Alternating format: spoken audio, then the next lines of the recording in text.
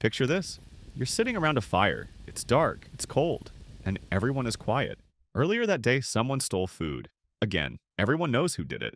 Nobody is saying anything, but something is happening. Slowly, quietly. The people closest to him move away, one by one. No yelling, no fighting, just distance. And he notices. We talk a lot about how ancient humans survived wild animals, harsh weather, and disease, but there's a question almost nobody asks. What happened when the danger wasn't outside the camp, but inside it? What did a tribe actually do with their worst person? The liar? The thief? The one nobody trusted? Today, we have police, we have courts, we have prisons. For most of human history, none of that existed, and yet somehow human groups stayed together. Somehow, they kept working. So how? The answer will probably surprise you, because the worst punishment wasn't what they did to that person. It was what they stopped doing.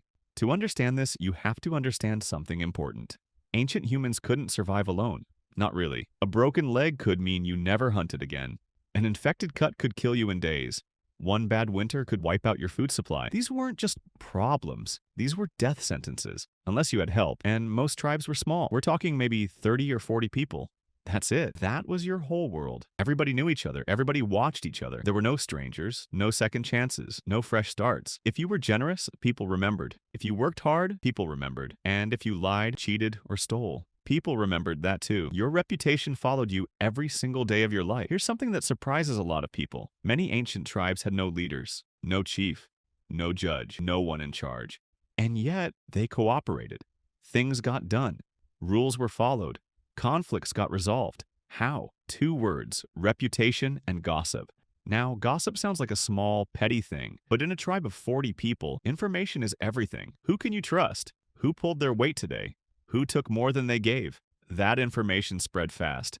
And gossip did something else too. It helped everyone quietly check if they were all seeing the same problem. You didn't need a meeting, you didn't need a vote. Word got around, and suddenly, everyone knew exactly who the problem was. So what actually happened to that person? It started small. A favor that used to come easily didn't come anymore. An invitation to join the hunt never arrived. A conversation that would normally include you just moved on without you. Nobody attacked them. Nobody threatened them. Nobody even said anything directly. They were just less included.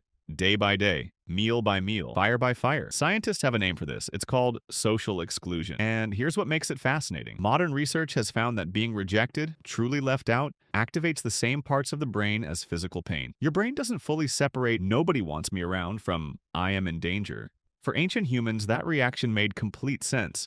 Because for them, it was true. Losing the trust of the only 40 people you knew wasn't embarrassing. It was a survival threat. Have you ever said something awkward at a party and replayed it for days afterward? Have you ever felt your heart sink when a friend group chat goes quiet?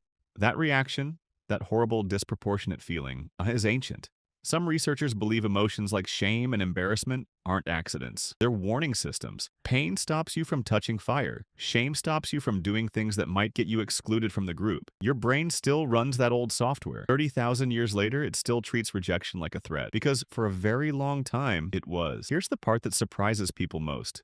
Tribes didn't give up on difficult people quickly, because removing someone was expensive. Every adult brought something valuable.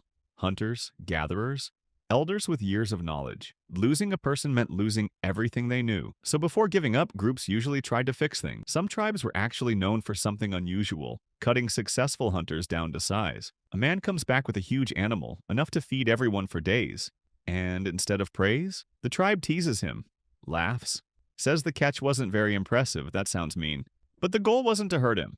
The goal was to keep him from feeling above everyone else.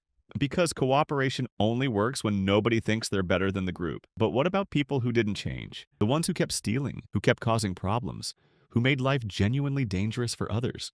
Anthropologist Christopher Bohm studied small-scale societies around the world, and he found a pattern. Ordinary troublemakers were pressured, mocked, and slowly pushed to the edges. But truly dangerous people, those who tried to dominate through fear, who repeatedly terrorized the group, those people faced something different. With no police, no laws, no authority, the tribe acted together, not because someone ordered them to, but because everyone recognized the same threat. And in rare cases, the community removed that person permanently. The last resort wasn't justice, it was survival. And then there was exile. To us, being told to leave sounds manageable. You'd find somewhere else to go, start over. Ancient humans didn't have that option. Leaving meant leaving your food sources, your protection, the people who would carry you when you were hurt, the people who would feed you when you were sick. You weren't just losing friends. You were losing your entire survival network. Some anthropologists believe exile may have felt worse than death. Because death is fast, exile forces you to face everything alone, and humans were never meant to be alone. So here's what's wild. Ancient humans are usually described as brutal, violent, savage. But many of these societies spent enormous effort trying to keep people in, not push them out. Because survival depended on everyone. The worst punishment wasn't pain, it wasn't blood. It was the empty seat beside you at the fire, the food that stopped being shared, the conversations that went quiet when you walked up, the slow, terrifying feeling that you were still physically there, but no longer truly part of the group. Thousands of generations later, that fear still lives inside you. When you dread being left out, when rejection hits harder than it probably should, when belonging feels like something you can't afford to lose, that's not weakness. That's ancient. You carry the memory of a world where the most dangerous place you could be wasn't in front of a predator. It was standing alone just outside the light of the fire. Subscribe so you don't miss the next video, because the only thing worse than facing a saber-toothed tiger is missing the next video.